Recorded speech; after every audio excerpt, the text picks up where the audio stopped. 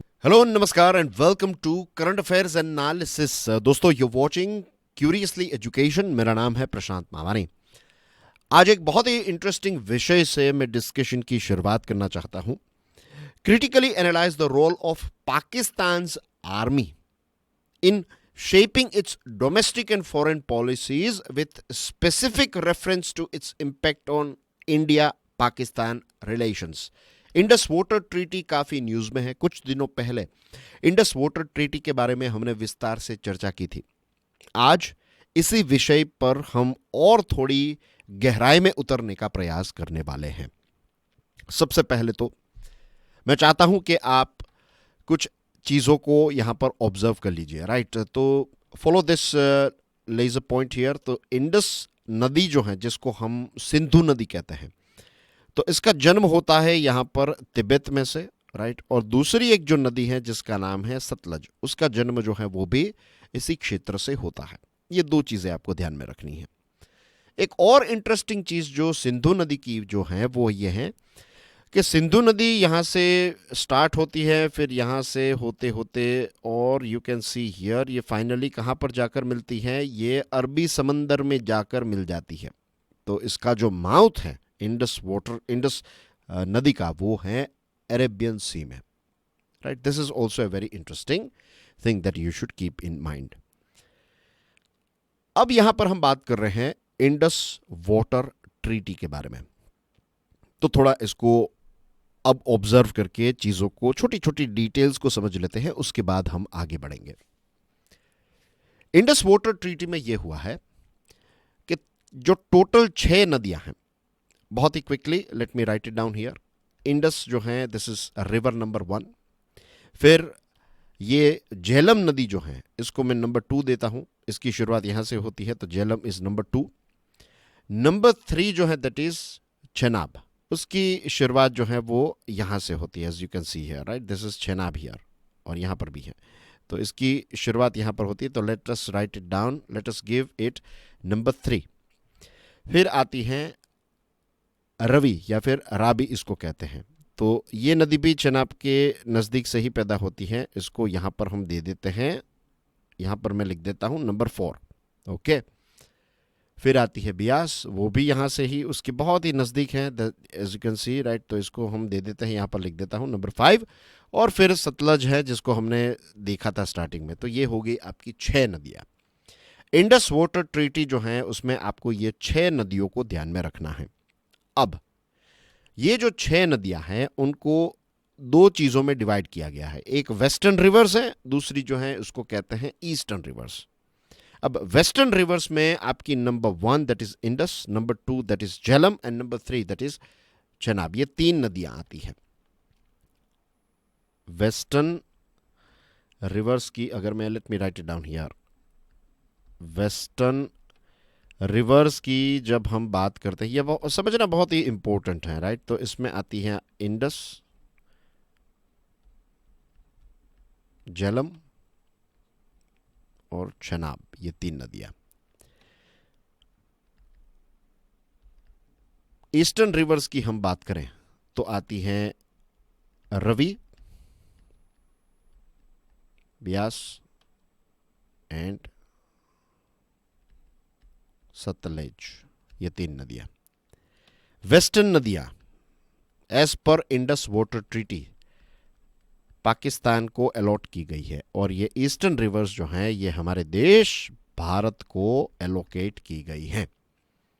रही बात ये 3 नदियों की, आपके दिमाग में ये प्रश्न आएगा कि ये 3 नदियां जो हैं वो तो हमारे देश में से पैदा होती है, और हमारे देश में चलो इंडस नदी जो है वो कहीं और से पैदा होती है, उसका ओरिजिनेशन पॉइंट कहीं पर अलग है, लेकिन हमारे देश में ये से पास होती है, तो फिर इसका पानी क्या हम छू भी नहीं सकते? क्या इसमें से मैं एक ग्लास पानी निकाल सकता हूँ? ऑफकोर्स निकाल सकते हैं, हमारे देश की ही नदियां हैं ये, हमारे देश में ये नदियां। लेकिन जब हम इन 3 नदियों की वेस्टर्न रिवर्स की बात करें तो ये चीज़ हमें ध्यान में रखनी है कि भारत के पास लिमिटेड राइट्स हैं, कंप्लीट राइट्स नहीं है वेस्टर्न नदियों के, लिमिटेड राइट्स हैं।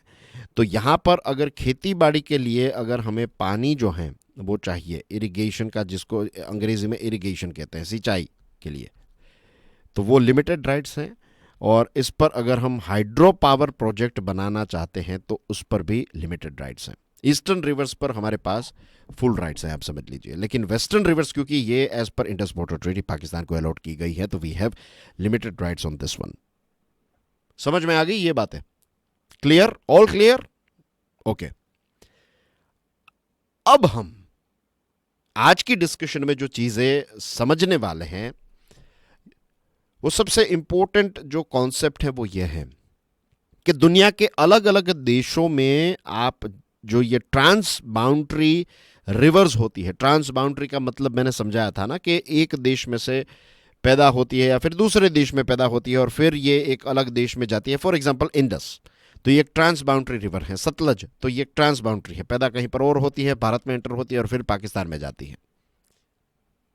तो ऐसी नदियों को ट्रांस बाउंड्री रिवर कहते हैं या फिर international river, normal lemons language में हम इसको कह सकते हैं।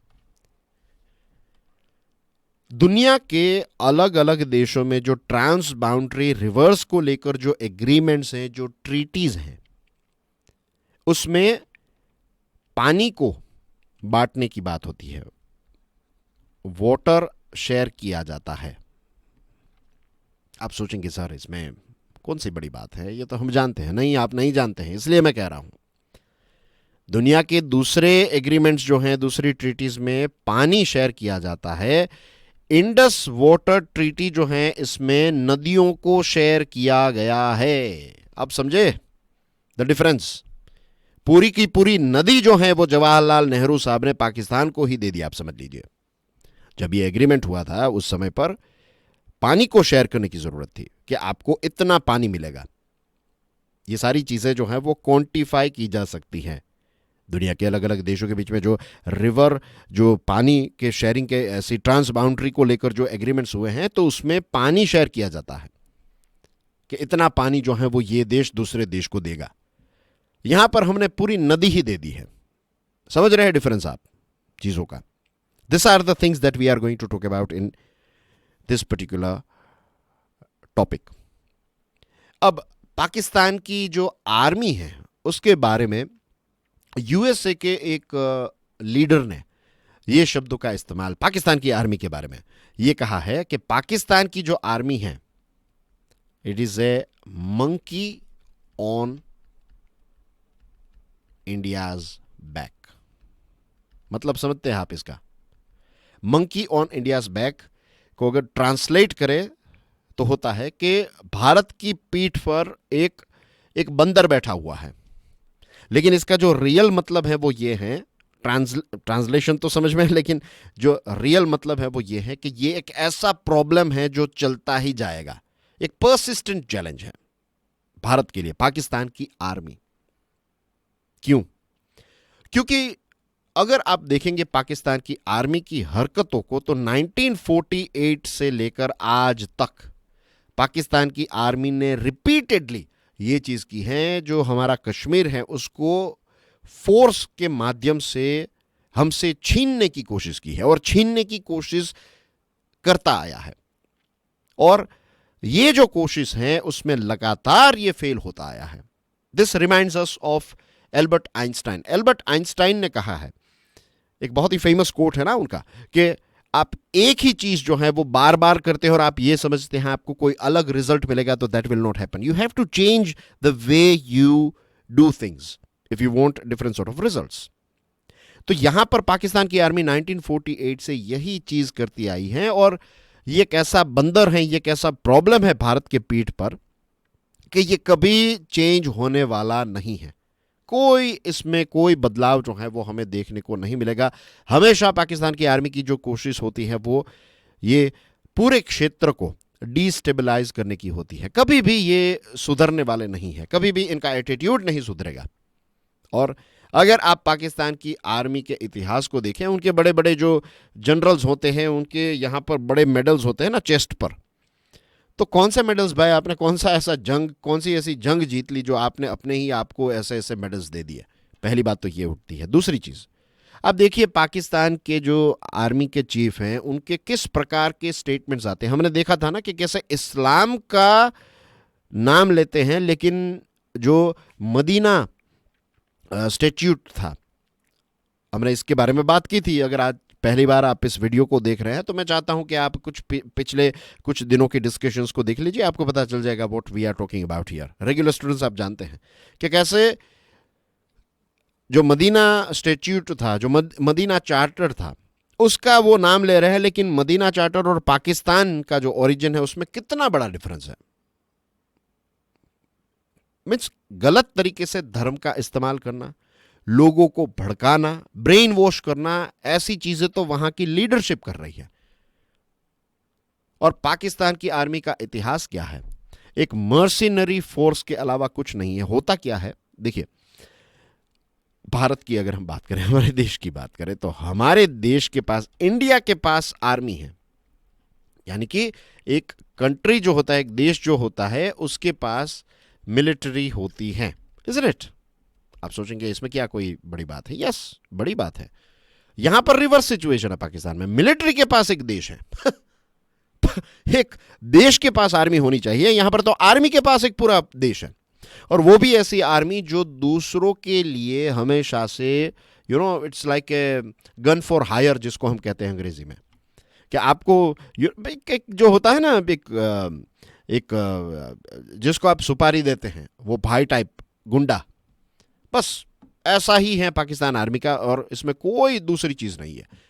पहले ये जो पाकिस्तान की आर्मी है वो यूएसए के लिए सारे काम करती थी। और सिर्फ मैं ये नहीं कर रहा हूं, आप देखिए कुछ दिनों पहले उनके एक मिनिस्टर ने ये चीज़ जो है वो बताई है कि पिछले 30 सालों से हम ये गंदा काम जो है वो यूएसए और ब्रिटेन और ये सारे वेस्टर्न देशों के लिए करते आए हैं। मैं कहूँगा कि साहब 30 साल नहीं, थोड़ा और ऐड कर लीजिए आप इसमें। लेट 70s में सोवियत यूनियन का जो समय था, उस समय से तो लगभग 45 ईयर से आप यही काम करते आए हैं। आपकी आर्मी जो है वो एक मर्सिनरी फोर्स के अलावा और कुछ नहीं है। मर्सिनरी यानी कि आपको भाड़े में इस प्रकार के आर्मी के लोग जहां पर मिलते हैं तो उसको मर्सिनरी फोर्स कहते हैं। वो किसी देश के नहीं होते, वो पैसों के होते हैं। तो आज भी पाकिस्तान की जो फोर्स है, it is available for hire. आज यूएसए के लिए थोड़ा कम काम करते हैं, आज चाइना के लिए ये फोर्स जो है वो काम करती है। और एक वक्त था जब जो पाकिस्तान के फाउंडर हैं मोहम्मद अली जिन्नाह, वो कहते थे कि ये जो मुसलमान हैं इनको भाड़े के मुसलमान के तौर पर इस्तेमाल किया जा रहा है, थिंग्स लाइक दैट। वो ऐसी बड़ी बात कहते थे। उनका माइंडसेट क्या था वो भी हम जानते हैं। और भारत के मुसलमान और जिन्नाह के फॉलोवर्स जो हैं उनके बीच में क्या डिफरेंस है वो भी हमने देखा। हमारे यहाँ पर सेक्युलर लोग हैं, वहाँ पर एक फंडामेंटलिस्ट जो हैं वो ज़्यादा रहते हैं। तो वो भाड़े के ये शब्द का जो इस्तेमाल कर रहे हैं ना, वो तो उनके ही देश ने, जो जिस देश की उन्होंने स्थापना की, उस देश की आर्मी ही दूसरे देशों के लिए भाड़े पर अवेलेबल है। तो उसका नेचर ही ऐसा है कि आप उनको भाड़े पर। और ये एटीट्यूड जो है ये आर्मी के साथ साथ सरकार का भी रहा है। पाकिस्तान की सरकार और आर्मी दोनों का यही एक स्वभाव रहा है कि you can purchase them, you can hire them. इतिहास को देख लीजिए, you will know about it. It's not like यहाँ पर हम किसी एक देश के खिलाफ जहर फूक रहे हैं या फिर नेगेटिविटी फैला रहे हैं। This are the realities that we are talking about.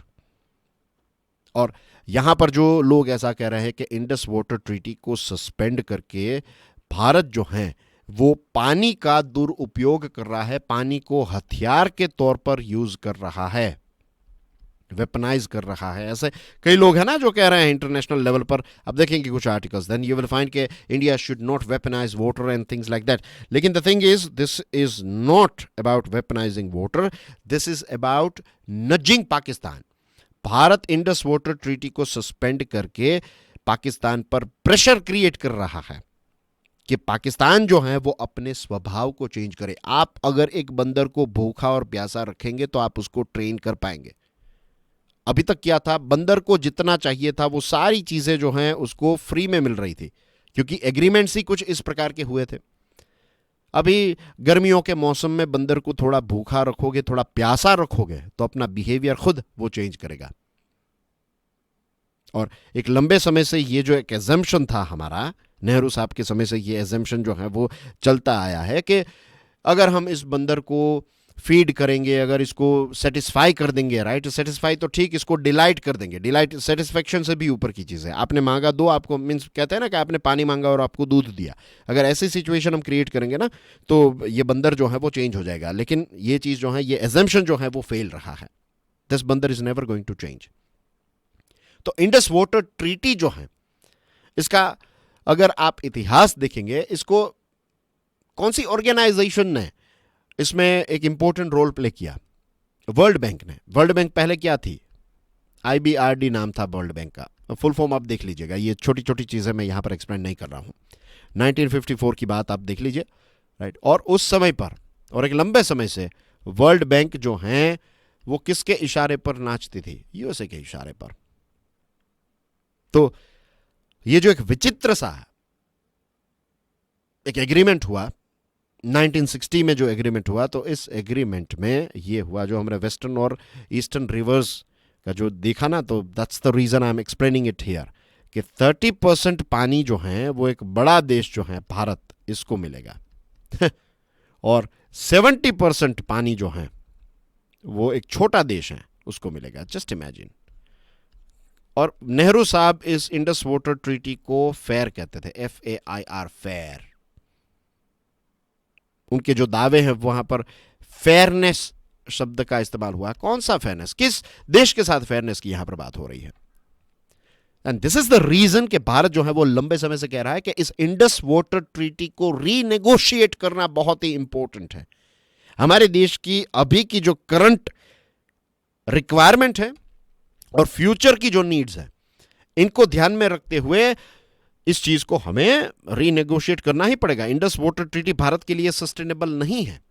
Bharat की जो ग्रोइंग पॉपुलेशन है, भारत की जो खेती बाड़ी की नीड है, भारत की जो इरिगेशन की नीड है, सिंचाई की जो नीड्स है, इसके लिए ये जो एलोकेशन है ना, सबसे पहले तो रिवर को छोड़कर हमें पानी की तरफ आगे बढ़ना पड़ेगा। You know what I mean now, right?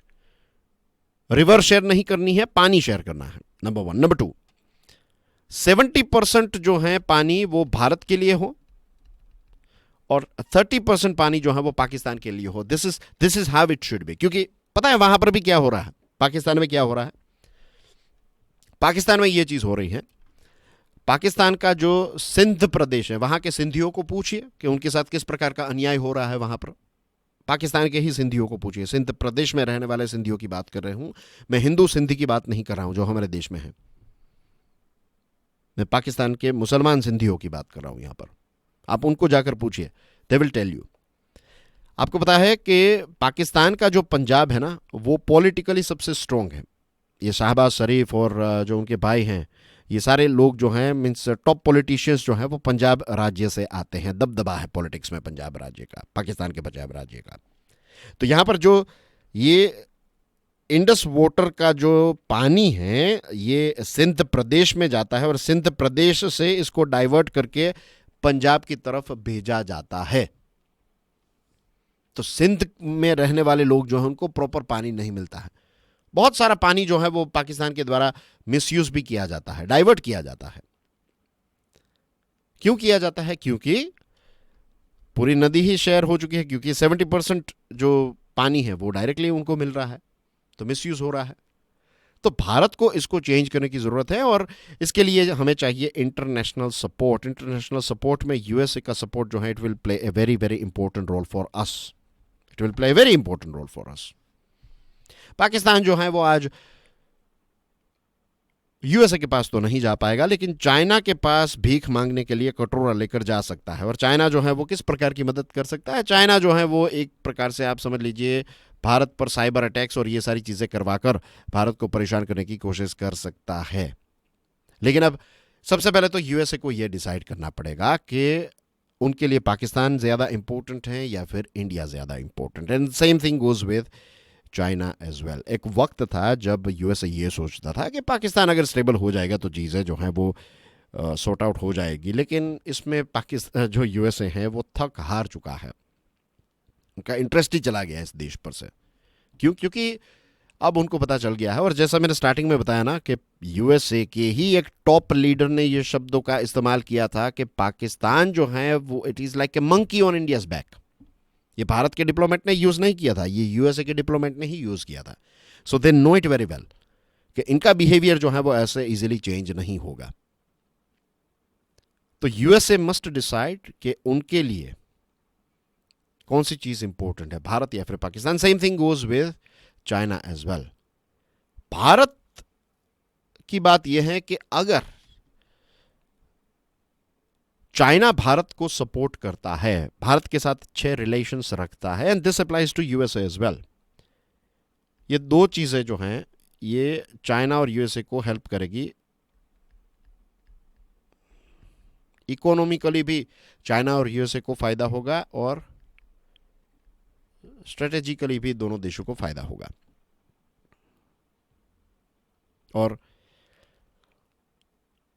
China जो है वो भारत के साथ कोऑपरेट करता है तो वैल्यू एडिशन चाइना का भी होगा कंपेयर टू ये जो पाकिस्तान के साथ हैं. तो आज नहीं तो कल ये जो अपने कहते हैं ना कि बैकयार्ड में सांप को पालना, तो एक दिन ये सांप जो है वो आपको ही डसेगा. आज नहीं तो कल चाइना के साथ ऐसा होगा, यूएसए के साथ ऐसा ऑलरेडी हो चुका है. सो भारत को ये जो वीकनेसेस हैं इंडियन इंडस वाटर्स ट्रीटी में, तो ये जो पाकिस्तान की वीकनेसेस हैं, और sorry not let me repeat my self here, Pakistan की जो वीकनेसेस है, पाकिस्तान की जो कमजोरियां हैं, इसका सही से हमें लाभ उठाने की जरूरत है. उनकी कोई ऐसी खास वैल्यू नहीं है और हमारी वैल्यू है. इंटरनेशनल लेवल पर अगर आप देखेंगे तो भारत जो है उसका एक वेट है. तो इसका हमें लिवरेज उठाना है, फायदा उठाना है. दूसरी जो चीज़ है वो ये है कि इंडस वाटर ट्रीटी जो है इसमें जो फॉल्ट्स हैं, इसमें जो इश्यूज हैं, इनको हमें रिपेयर करने की ज़रूरत है हमारे देश के हित के लिए. आई एम श्योर आज की ये जो डिस्कशन है, ये जो आज हमने टॉपिक नंबर 3 जो डिस्कस किया, इसमें से बहुत सारी वैल्यूएबल इनसाइट्स आपको मिली होगी. Now we have 4 topics on our table. Let's go through them one by one. Are you ready? चलिए टॉपिक नंबर 1 को देखते हैं. आर्टिफिशियल इंटेलिजेंस के साथ जुड़ी हुई बात है. Analyse the environmental implications of AI's energy demands and suggest measures to mitigate its impact through renewable energy adoption. हाल ही में IMF इंटरनेशनल मॉनिटरी फंड का एक लेटेस्ट रिपोर्ट आया है और इस रिपोर्ट में IMF ने यह कहा है कि जो आर्टिफिशियल इंटेलिजेंस की वजह से होने वाले जो इकोनॉमिकल गेन्स हैं, इकोनॉमिकल जो बेनिफिट्स हैं, कंपेयर टू जो एनवायरमेंट का कॉस्ट है. देखिए, आर्टिफिशियल इंटेलिजेंस का जितना ज़्यादा इस्तेमाल होगा तो आर्टिफिशियल इंटेलिजेंस के लिए जो आपको टूल्स चाहिए, जो आपको सर्वर्स चाहिए, जो सेटअप चाहिए, उसके लिए आपको बहुत ज़्यादा एनर्जी की रिक्वायरमेंट रहेगी. और आज के समय में आप जानते हैं कि दुनिया भर में, हमारे देश भारत की ही अगर बात करें तो लगभग 70% जितनी हमारी जो एनर्जी का प्रोडक्शन है वो फॉसिल फ्यूल से हो रहा है, कोयले से हो रहा है. तो कोयले को जलाते हैं तो यू नो के कार्बन एमिट होता है, ग्रीन हाउस गैसेस एमिट होते हैं, तो एनवायरनमेंट को लेकर बहुत सारे चैलेंजेस हैं. लेकिन IMF का लेटेस्ट रिपोर्ट यह कहता है कि AI के जो इकोनॉमिकल बेनिफिट्स हैं, इट आउटवेज, यानी कि एनवायरमेंटल कॉस्ट जो हैं उससे कई गुना ज्यादा फायदा AI के इकोनॉमिक गेन्स में है. तो बेसिकली IMF यह कह रहा है कि आर्टिफिशियल इंटेलिजेंस जो है उसको हमें आगे बढ़ाना चाहिए. एनवायरमेंटल जो कॉस्ट्स हैं उसके बारे में ऐसा नहीं कह रहा है कि ये चलते रहेंगे, इसको इग्नोर करें, नहीं. IMF यह कह रहा है कि we have to go ahead with AI और एनवायरमेंटल जो चैलेंजेस हैं उनको हम एक अलग तरीके से हैंडल कर सकते हैं. तो ये AI की जिस प्रकार से डिमांड बढ़ रही है, इसका यूसेज बढ़ रहा है, तो एनवायरमेंटल चैलेंजेस हैं, लेकिन इन एनवायरमेंटल चैलेंजेस को हैंडल करने के लिए हमारे पास ऑलरेडी ऑप्शंस हैं, and that number 1 option is renewable energy. जितनी ज्यादा रिन्यूएबल एनर्जी का इस्तेमाल हम करेंगे टू सपोर्ट AI, और not just AI, with every other sectors. Electronic vehicles के बारे में भी आप जानते हैं. EV को अगर आप डीजल व्हीकल के साथ कंपेयर करें तो जिस देश में 70% जितनी इलेक्ट्रिसिटी अगर फॉसिल फ्यूल से पैदा होती है, तो कार को देखेंगे, कार के जो एग्जॉस्ट पाइप में से धुआं निकलेगा तो आपको लगेगा कि ये तो कार्बन एमिटिंग व्हीकल है, लेकिन ईवी को ऑपरेट कर रहे हैं आप इलेक्ट्रिसिटी से, तो धुआं नहीं निकल रहा है, तो हमें ये लगता है कि this is very green, but it is not green. EV को बनाने के लिए जो माइनिंग करना पड़ता है, प्रोसेसिंग करनी पड़ती है, उसके बाद आपकी बैटरी बनेगी, और बैटरी को चार्ज करने के लिए जो इलेक्ट्रिसिटी का इस्तेमाल कर रहे हैं, उस इलेक्ट्रिसिटी को पैदा करने के लिए जो कोयले को जला रहे हैं, तो देखेंगे तो डीजल से भी ज़्यादा पॉल्यूटिंग अगर कोई है तो दैट इज़ ईवी। तो क्या हम ईवी बंद कर दें? नो। धीरे धीरे जितनी रिन्यूएबल एनर्जी का एनर्जी मिक्स में प्रोपोर्शन बढ़ेगा, रेशियो बढ़ेगा, वैसे वैसे ये जो कार्बन इफेक्ट है या फिर एनवायरमेंटल चैलेंजेस जो हैं ईवी के साथ जुड़े हुए वो कम होते जाएंगे। Same thing goes with AI as well. तो रिन्यूएबल एनर्जी जो है जितनी बढ़ेगी तो उतना सोशल और एनवायरमेंटल कॉस्ट जो है एआई एक्सपांशन का वो कम होता जाएगा। और जिन देशों के पास रिन्यूएबल एनर्जी की कैपेसिटी अच्छी है वो अच्छी तरीके से इस एनर्जी डिमांड को when it comes to AI इसको अच्छी तरीके से हैंडल कर पाएंगे, राइट। अब इंडिया का जो एआई इंफ्रास्ट्रक्चर है इसको भी रिन्यूएबल एनर्जी की उतनी ही ज्यादा आरई यानी कि रिन्यूएबल एनर्जी की उतनी ही ज्यादा जरूरत पड़ेगी। और भारत ने एक इंडिया एआई मिशन भी लॉन्च किया है जिसके बारे में आपको बहुत सारी चीजें जो हैं वो पता होनी चाहिए। तो ये इंडिया एआई मिशन जो है it is not significantly impacting national energy mix. इससे कोई इतना हमारी जो एनर्जी मिक्स है उस पर इतना कोई ज्यादा इंपैक्ट नहीं आने वाला है। लेकिन जो एआई डेटा सेंटर्स हैं वो ज्यादा एमिट ना करे उसके लिए we have to connect those AI data centres with renewable energy. और ज्यादा रिन्यूएबल एनर्जी जो है उसको हमें पुश करना पड़ेगा ताकि हमारे जो सस्टेनेबिलिटी गोल्स जो हैं उनको भी हम अचीव करते रहें। क्योंकि आईएमएफ का जो लेटेस्ट रिपोर्ट आया वो भी कहता है कि इसके जो इकोनॉमिकल बेनिफिट्स हैं उसको हम नजरअंदाज नहीं कर सकते, इसको हम पीछे नहीं छोड़ सकते। तो जो डेटा सेंटर्स हैं उनको कुछ ऐसा कैप्टिव रिन्यूएबल इंफ्रास्ट्रक्चर जो है उसके साथ कनेक्ट किया जा सकता है। और हमारे देश की बहुत सारी ऐसी बड़ी बड़ी कंपनीज जो हैं वो ऑलरेडी रिन्यूएबल एनर्जी से सोर्सेस जो मीन्स रिन्यूएबल एनर्जी से इलेक्ट्रिसिटी जो है उसको सोर्स कर रही हैं। सोलार पैनल्स और ये सारी चीज़ें, बड़ी ज़मीनें खरीदी जाती है और वहाँ पर सोलार पैनल्स जो है वो लगाई जाती है। तो ये सारी चीज़ें हमारे देश में काफ़ी ज़्यादा चलने लगी है। तो भारत इसको अच्छी तरीके से मिटिगेट कर सकता है एनवायरमेंटल कॉस्ट को when it comes to AI expansion. दूसरी जो चीज़ है वो ये है कि आईएमएफ ने ये भी कहा है अपने रिपोर्ट में कि अगर लेट्स से यूएसए की बात यहाँ पर की है तो यूएसए में जिस प्रकार, क्योंकि सबसे ज़्यादा अगर आप देखेंगे तो एआई का जो सेटअप है चाइना में भी है लेकिन आज सबसे ज्यादा अगर किसी देश में तो दैट इज इन यूएसए। तो यूएसए अगर रिन्यूएबल एनर्जी को एक्सपांड नहीं करता है तो यूएसए में इलेक्ट्रिसिटी का कॉस्ट जो है ये 9% से इंक्रीज हो सकता है। ये आईएमएफ की लेटेस्ट रिपोर्ट जो है वो कहता है। तो जिन देशों के पास बड़ा सेटअप है उनको तो रिन्यूएबल एनर्जी की तरफ जाना है, और जिन देशों के पास जैसे भारत जैसा देश है तो अभी बेबी स्टेप्स हम ले रहे हैं। तो वी नीड टू हमें एक लेट कमर्स का एडवांटेज मिल रहा है, तो अभी से हम ये सारी चीज़ें कर सकते हैं। इसी के साथ साथ रिन्यूएबल एनर्जी की बात आ रही है तो इससे पहले कई बार हमने इस विषय को डिस्कस किया है। इसको कहते हैं स्मॉलर या फिर small modular nuclear reactors, right, SMNR, small modular nuclear reactors. इसको भी ऐड किया जा सकता है, इसको और ज़्यादा एक्सपांड किया जा सकता है। तो ऐसे कंबाइंड रिन्यूएबल सॉल्यूशंस जो हैं उनको जब ऐड किया जाएगा तो एमिशन जो है वो सिग्निफिकेंटली कम होगा। AI's environmental footprint extends beyond electricity use requiring holistic solutions. AI का जो एनवायरमेंटल फुटप्रिंट है it is not just limited to electricity use. इसमें जो मिनरल्स की माइनिंग होगी, पानी का इतना ज़्यादा इस्तेमाल होगा, फिर इलेक्ट्रॉनिक्स गैजेट्स आपको इतने चाहिए तो उनका ई वेस्ट को रिसाइकल करना, ये सारी चीज़ें जो हैं उसको भी हमें इसमें कंसिडर करना पड़ेगा, राइट।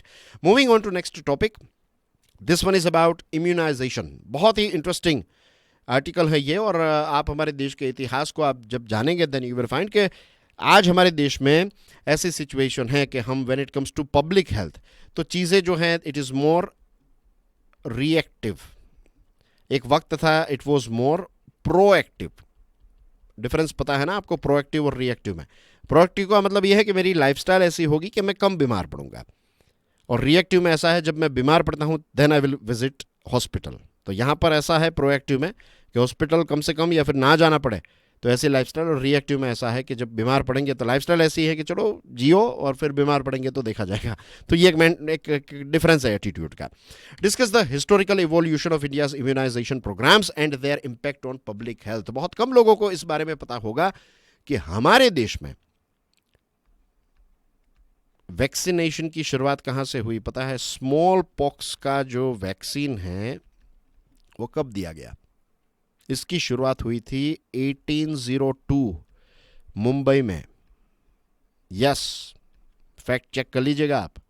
स्मॉल पॉक्स वैक्सीन की शुरुआत 1802 में मुंबई से इसकी शुरुआत हुई। तो आप सोचिए उस समय पर हम कितने ज्यादा प्रोएक्टिव थे, हमारी जो पब्लिक हेल्थ सिस्टम है वो कितनी प्रोएक्टिव थी। तो इम्यूनाइजेशन की जर्नी जो है वो तो हमारे यहाँ पर 2 सदियों से ज़्यादा वक्त से चल रही है। और आज हमारे यहाँ पर हमारे देश में जो इम्यूनाइजेशन के प्रोग्राम्स चलते हैं, तो हमारा देश जो है ये दुनिया के सबसे बड़े देशों में सबसे बड़े जो पब्लिक हेल्थ प्रोग्राम्स हैं उनमें से टॉप पर हमारा देश आता है। चाइना के बाद आई थिंक सेकंड नंबर पर आएगा, लेकिन टॉप 5 में आपको हमारा देश जो है वो देखने को मिलेगा। 1948 में हमारे देश ने इंटरनेशनल ट्यूबरकुलोसिस कैंपेन्स जो है वो कैंपेन जो है वो स्टार्ट हुए हमारे देश में कि इम्यूनाइजेशन जो है वो दी जाए। और फिर बाद में कुछ वक्त लगा, 1948 में इसकी शुरुआत हुई थी जब हमारा देश आज़ाद हुआ, लेकिन फिर 1978 में जाकर हम एक लेवल पर पहुंचे और उस समय पर हमने ये जो प्रोग्राम है उसको एक्सपांड किया। इसका नाम हुआ expanded programme on immunisation, right. ये फिर लेटर ये जो यूआईपी हो गया, राइट, यूनिवर्सल इम्यूनाइजेशन प्रोग्राम इसको कहते हैं। इसको रीनेम किया गया। पहले एक्सपांडेड प्रोग्राम ऑन इम्यूनाइजेशन था, 1978 में लॉन्च हुआ। फिर बाद में जो ईपीआई हैं इसको हमने नाम चेंज करके इसको दे दिया यूआईपी, यूनिवर्सल इम्यूनाइजेशन प्रोग्राम। तो ये जो यूनिवर्सल इम्यूनाइजेशन प्रोग्राम है ये हमारे देश के पब्लिक हेल्थ में एक बहुत ही एक जो कहता है ना नींव का पत्थर के तौर पर यह साबित हुआ। और 12 डिजीजेस के लिए फ्री वैक्सीन जो हैं वो देना हमने स्टार्ट की। तो इसमें ट्यूबरकुलोसिस, पोलियो, मीजल्स, ये सारी चीज़ें। और ये प्रोग्राम जो हैं ये आप समझ लीजिए हर साल 2.6 करोड़ नए नवजात शिशु तक पहुंचने लगे और 2.9 करोड़ प्रेग्नेंट महिलाओं को एन्युअली पर ईयर, इतने लोगों को ये यूआईपी जो है वो कवर करने लगा। और ये यूआईपी का सबसे बड़ा अचीवमेंट जो है दैट इज हमारे देश में से पोलियो जो है इसका इरेडिकेशन हो गया। लेकिन आज भी कुछ चैलेंजेस है, जैसे कि हमारे यहाँ पर पॉपुलेशन की डेंसिटी काफ़ी ज़्यादा है। तो I would write population density, this is a big challenge for us. Number 2 is एक तो सैनिटेशन में हम काफ़ी पीछे हैं आज भी, right. This is something that we are not doing that good. और एक और चीज़ है, राइट, वैक्सीन हेजिस्टेंसी। आपने ये शब्द जो है वो कई बार देखा होगा, मीन्स सुना होगा इसके बारे में, ये कॉन्सेप्ट के बारे में। कोविड के टाइम पर बहुत सारे लोग कहते थे कि भाई वैक्सीन लेने की कोई ज़रूरत नहीं। तो ये जो हेजिस्टेंसी है वो आज भी है। तो ये 3 बड़े चैलेंजेस है when it comes to this immunisation programme. फिर ये जो यूआईपी है ये थोड़ा आगे चलकर और ज़्यादा अपग्रेड हुआ। इट बिकेम मिशन इंद्रधनुष। दिसंबर 2014 में सरकार ने इसको लॉन्च किया। और जो पहले के यूआईपी में जो गैप्स थे, इन गैप्स को एड्रेस करने की कोशिश मिशन इंद्रधनुष के द्वारा की गई। तो इसमें अलग अलग डिजीज़ेस को ऐड ऑन किया गया, जैसे डिप्थेरिया हैं, पर्ट्यूसिस हैं, टेटनस, पोलियो, मेनिंजाइटिस, ये सारी चीज़ें जो हैं वो अब इंद्रधनुष में कवर की जाती हैं। और जो अंडर सर्व्ड पॉपुलेशन है उनको इम्यूनाइजेशन का कवरेज जो है ये मिशन इंद्रधनुष प्रोवाइड करता है। इस मिशन इंद्रधनुष ने 12 फेजेस जो हैं वो अभी तक कंप्लीट कर लिए हैं। और हमारे देश के 554 जितने जो डिस्ट्रिक्ट्स हैं यहाँ तक ये पहुँच भी गया है। तो 2023-24 में ये जो मिशन इंद्रधनुष है इसने पूरे देश को फुल नेशनल इम्यूनाइजेशन कवरेज जो है वो मिशन इंद्रधनुष के द्वारा हमने अचीव कर लिया है। तो अपने आप में एक बहुत बड़ा अचीवमेंट है when it comes to public health, right. जो लोग कहते हैं ना कि सरकार कुछ नहीं करती है, चाहे वो कांग्रेस की सरकार हो, मोदी सरकार हो, इट डजेंट मैटर, सरकार काम करती है। वो अलग बात है कि हमें चीज़ें जो हैं वो दिखाई नहीं देती हैं, और कोई भी सरकार जो है वो परफेक्ट नहीं होती। अभी कुछ समय पहले ही हमने देखा कि जवाहरलाल साहब ने कितना बड़ा ब्लंडर किया when it comes to Indus waters treaty. तो कुछ जगहों पर नेहरू की सरकार ने काफ़ी अच्छे काम भी किए। सेम थिंग गोज विथ अलग अलग जो भी गवर्नमेंट रही है, अटल बिहारी वाजपेयी साहब की गवर्नमेंट हो, मोदी साहब की गवर्नमेंट हो, राइट। तो आपको दोनों चीज़ें देखने को मिलेगी। कुछ चीज़ों में बहुत अच्छी चीज़ें की है, तो कुछ चीज़ों में कहीं पर लैकिंग्स हैं, शॉर्टकमिंग्स हैं। और ये हर किसी के साथ होता है, हर देश के साथ ये चीज़ देखने को मिलती है। जो रंग दे बसंती फिल्म का एक बहुत ही फेमस डायलॉग है, कोई भी देश परफेक्ट नहीं होता है, उसको परफेक्ट बनाना पड़ता है। और इसमें हम सबको अपना अपना रोल जो है वो प्ले भी करना पड़ता है। इंडिया की वैक्सीन की दुनिया में अगर हम बात करें तो भारत की एक लीडरशिप है। प्रोडक्शन की बात करें तो दुनिया का 60% जितना जो वैक्सीन का सप्लाई है वो कहाँ से होता है, वो हमारे देश भारत में से होता है। दैट्स वाई दुनिया का जो कहता है ना कि भारत को कहा जाता है कि भाई दुनिया का अगर वैक्सीन का कोई हब है तो दैट इज़ इंडिया। और जो इंपॉर्टेंट चीज़ें हमारे देश में दैट इज़ के प्रोडक्शन भी हैं और अच्छे अच्छे इनोवेशंस भी हमारे यहाँ पर होते हैं। दुनिया में बहुत कम देशों के पास कोविड की वैक्सीन थी, तो उसमें से एक देश जो है वो हमारा देश भारत बना। हमने खुद की एक वैक्सीन जो है वो कोविड की बनाई और दुनिया के कितने सारे देशों तक ये पहुंचाई। और आज लो कॉस्ट वैक्सीन की बात करें तो इसका सबसे बड़ा कोई सप्लायर है, अगर लार्जेस्ट सप्लायर अगर कोई है दुनिया भर में, तो दैट इज़ हमारा कंट्री इंडिया। तो technological innovations, community empowerment, collaboration, ये सारी चीज़ों की वजह से बहुत सारे सक्सेस जो है वो हमें मिले हैं और इसको हमें आगे ही लेकर जाना है, right. Moving on to next topic, this one is about repair culture. Evaluate the potential of traditional repair and recycling practices in mitigating India's waste management crisis. अभी बेंगलुरु जो है तो वहाँ पर एक लेक है, एक तालाब है जिसका नाम है मादीवाड़ा। ये मादीवाड़ा लेक जो है ये काफ़ी ज़्यादा न्यूज़ में आया है। पता है क्यों? क्योंकि यहाँ पर एक जो वाइल्ड स्पीसीज हैं प्लांट की, जिसको कहते हैं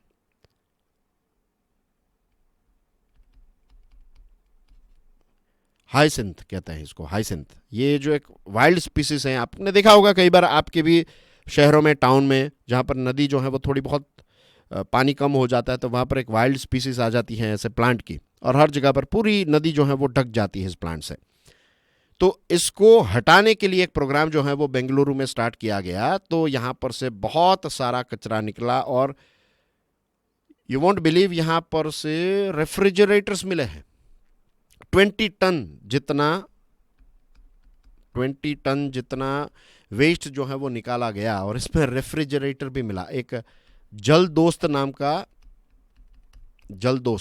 एक एयरबोट जो है इसका इस्तेमाल किया गया था ये हटाने के लिए, ये प्रोजेक्ट में। तो दिस इंडिकेट्स के हमारे देश में जो अर्बन वेस्ट मिसमैनेजमेंट है वो काफ़ी ज़्यादा हो चुका है। और it is not just about plastic, हर प्रकार की चीज़ें आपको मिल रही हैं। आपको कॉफ़ी मग्स मिल रहे हैं, किताबें, पेन, स्टील के वेसल्स, रेफ्रिजरेटर्स, दूसरे अप्लायंसेस, ये सारी चीज़ें। और आप देखिए हमारे घरों में, हमारी ऑफिस में, हर जगह पर डस्टबिन्स जो हैं उनकी साइज़ बढ़ती जा रही है। हमारे शहरों के पेरीफेरी में जो गार्बेज के पहाड़ हैं वो बड़े होते जा रहे हैं। रेलवे में अगर आप ट्रैवल करेंगे, हाईवे पर ट्रैवल करेंगे, देन यू विल फाइंड के बड़े बड़े पहाड़ के कचरों के पहाड़ जो हैं वो देखने को मिलते हैं। तो यहाँ पर गवर्नमेंट जो है, लोकल गवर्नमेंट, उनको भी ध्यान देने की ज़रूरत है और हमें भी अपनी जो लाइफस्टाइल है उसको थोड़ा चेंज करने की ज़रूरत है। पहले हमारे देश में एक प्रथा थी, राइट। चीज़ें जब बिगड़ जाती थी तो हम उसको रिपेयर करते थे, रीयूज़ करते थे। और आज से कुछ 15-20 साल पहले हम जब सुनते थे कि अमेरिका में तो कंप्यूटर जब बिगड़ जाता है तो वो डस्टबिन में फेंक देते हैं, हमारे यहाँ पर तो फ्रिज जो है वो 25 सालों तक, हम 25-30 सालों तक चलाते हैं। टेलीविज़न जो है पहली बार जब हमारे घर में आया तो उसके बाद वो कितनी बार रिपेयर हुआ और वही टेलीविज़न जो है वो चलता रहा। आज आप देखेंगे कि एक नया ट्रेंड चल रहा है कि आपने आईफोन 16 खरीदा और फिर 17 आएगा तो लोग जो हैं वो 16 को छोड़कर फिर 17 खरीद लेंगे, राइट। एक स्टेटस और ये सारी एक लाइफस्टाइल ऐसी हो चुकी है और मार्केटिंग भी ऐसी चीज़ों की जाती है कि आपके पास जितनी लेटेस्ट चीज़ें हैं तो that is okay, that is cool, isn't it. लेकिन हमारे यहाँ पर जो रिपेयर और रीयूज़ की प्रैक्टिसेस थी ये बहुत ज़्यादा सस्टेनेबल थी। जो मॉडर्न कंज्यूमरिज्म है उसके कंपैरिजन में ये रिपेयर एंड रीयूज़ की प्रैक्टिस बहुत ही अच्छी थी, एनवायरमेंटली काफ़ी सस्टेनेबल थी। तो रिपेयर का जो कल्चर है वो धीरे धीरे चला जा रहा है और हमारे देश में आप देखिए कितने स्किल्ड आर्टिसंस हैं, कोबलर्स हैं, जूता जो है वो भी आपका रिपेयर हो जाएगा, कारपेंटर्स हैं, टेलर्स हैं, मैकेनिक्स हैं, सारी चीज़ें रिपेयर करने वाले लोग जो हैं वो यहाँ पर बैठे हैं। लेकिन अगर ये हम ही उनके पास नहीं जाएंगे, जब तक ये कंज्यूमरिज्म का कल्चर जो है वो बढ़ता जाएगा, तो ये सारी जो हमारे स्किल्ड आर्टिसंस हैं ना वो भी धीरे धीरे एक्सटिंक्ट हो जाएंगे, और फिर जो प्रैक्टिसेस हम करेंगे that will be environmentally degrading. तो एक माइंडसेट में एक शिफ्ट की ज़रूरत है।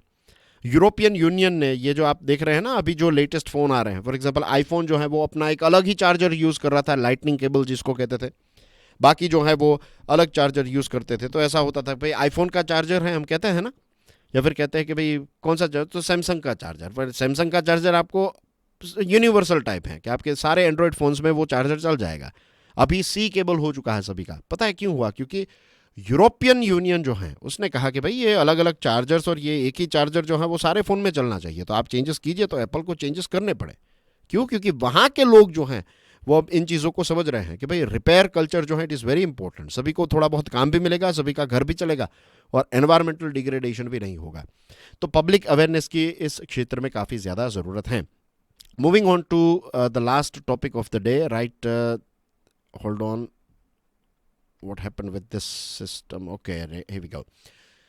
Discuss how flexibility in leadership can be a strategic asset using Trump's recent shifts on tariffs, Ukraine and China as examples. आपकी स्क्रीन पर आप बैकग्राउंड में देख सकते हैं कि अभी ट्रंप साहब और जेलेंस्की साहब जो हैं वो एक दूसरे के बहुत ही नज़दीक बैठे हुए हैं।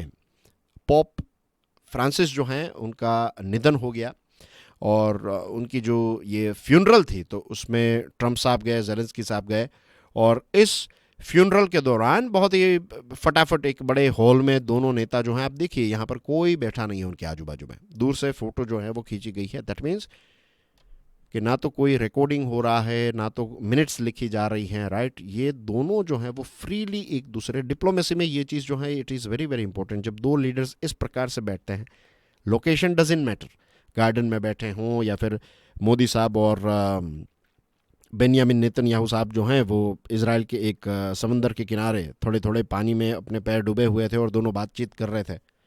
तो ऐसा जब सेटअप होता है ना तो आप फ्रीली बात कर सकते हैं, जो मन में है वो चीज़ें जो है वो फ्रेंकली बात कर सकते हैं। जब एक डेस्क पर बैठे और मीडिया और सारी चीज़ें हैं, मिनट्स लिखी जा रही है, तो उस समय पर सारी फॉर्मल चीज़ें जो हैं वही डिस्कस होती है। डिप्लोमेसी में ये शेड समझना बहुत ही इंपॉर्टेंट है। तो this is a big thing in itself, क्योंकि फरवरी में हमने देखा ना कि किस प्रकार से एक इश्यू हो गया था। ये व्हाइट हाउस में गए थे जेलेंस्की साहब और जेडी वांस और ट्रंप साहब, जिस प्रकार से जो इश्यू हुआ था, not going into the details but सिर्फ याद दिला रहा हूं। तो यहाँ पर एक बहुत ही इंटरेस्टिंग चीज़ हमें ट्रंप साहब की समझ में आ रही है। बहुत सारे लोगों को थोड़ा ये डाइजेस्ट करने में प्रॉब्लम होगा, लेकिन अगर आप थोड़ा मेडिटेट करेंगे इस बात पर, थोड़ा सोचेंगे, देन यू विल रियलाइज कि बहुत ही प्रैग्मेटिक अप्रोच है, बहुत ही एक लॉजिकल अप्रोच जो है वो उनका यहाँ पर है। जब चीज़ें आपके हाथों में से, मीन्स जब आपको लगता है कि भाई जो आपने अप्रोच रखा था उस अप्रोच से रिजल्ट्स नहीं मिल रहे, उस अप्रोच से प्रॉब्लम्स क्रिएट हो रहे हैं, तो फिर आप अपना स्टैंड जो है वो चेंज करते हैं। और यहाँ पर वही चीज़ हमें देखने को मिलती है। साइकोलॉजिस्ट जो हैं वो इसको सब 4 फुट फ्रेंडली रेंज कहते हैं। जब आप इतनी नज़दीक में किसी के साथ बैठते हैं तो you are in like a friendly range. तो अब जो स्टेटमेंट आया है ट्रंप साहब का वो ये है कि यूक्रेन जो है वो अपना स्टैंड चेंज कर रहा है, और उन्होंने ये भी कहा है कि पुतिन जो हैं उनके जो इंटेंशंस हैं वो थोड़े उनको ब्लीक लग रहे हैं, थोड़े डाउटफुल लग रहे हैं। तो अपनी पोजीशन में क्लियर चेंज हैं। इसी के साथ उन्होंने यहाँ पर एक फ्लेक्सिबिलिटी डेमोन्स्ट्रेट की है एज अ लीडर। चाइना पर जो टैरिफ्स लगाए थे तो कहा है कि टैरिफ्स जो है वो जीरो नहीं होंगे, लेकिन टैरिफ को कम, नीचे जो है वो दे में कम डाउन, इसको कम किया जा सकता है। फेडरल रिजर्व के जो चेयरपर्सन हैं जेरोम पॉवेल, तो उनको हटाने की बात थी, उनको सैक करने की बात थी, तो उससे भी ट्रंप साहब ने एक यू टर्न लिया है। फिर जो फॉरेन स्टूडेंट्स को डिपोर्ट करने का कैंपेन चल रहा था तो उसको भी पॉज कर दिया है। तो एक लीडर के तौर पर एक लीडर को हमेशा एक फ्लेक्सिबिलिटी जो है वो डेमोन्स्ट्रेट करनी चाहिए, एंड फ्लेक्सिबिलिटी जो है वो यहाँ पर शायद उनकी सबसे बड़ी ताकत है. Leaders must balance rhetoric with pragmatism to avoid jeopardizing long term interests. Brexit is a very good example of stubbornness. एक जो कहते हैं टिपिकल ब्रिटिश स्टबॉर्ननेस है, राइट. एक कॉमेडियन कहते थे कि वी मेड अवर डिसीजन, ऐसा एक ब्रिटिश एक्सेंट में वो कहते थे कि वी मेड अवर डिसीजन. ये गलत हो गया तो क्या, नहीं, वी मेड अवर डिसीजन. तो ब्रेग्जिट में यही हुआ. जब यूके यूरोपियन यूनियन के साथ था तो उनका ग्रोथ रेट समवेयर अराउंड 8% चल रहा था. अभी ग्रोथ रेट जो है वो कम समवेयर अराउंड 4% तक पहुंच गया है. तो इतना बड़ा गैप हो चुका है 2016 से लेकर आज तक. आप देखिए कितना बड़ा गैप हो गया, लेकिन सारी चीज़ें पता थी कि इससे प्रॉब्लम्स हो सकते हैं, इकोनॉमिक स्टैग्नेशन होगा, लेकिन फिर भी वी मेड अवर डिसीजन लेकर चले और आज देखिए भुगत रहे हैं.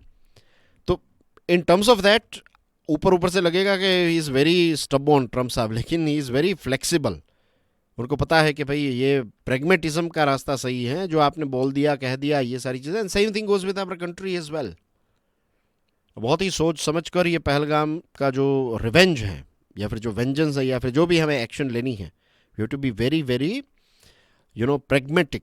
आई एम नॉट सेइंग कि बैठे रहना है, लेकिन we have to be very pragmatic here. तो flexibility in leadership can be a strength, enabling leaders to adapt to evolving challenges. और ट्रम्प साहब की ये चीज़ जो है वो हम सब के लिए एक बहुत बड़ा लेसन है. That's what I believe. So that's basically everything in today's discussion. Thank you very much for your love and support. God bless you all. Jai Hind.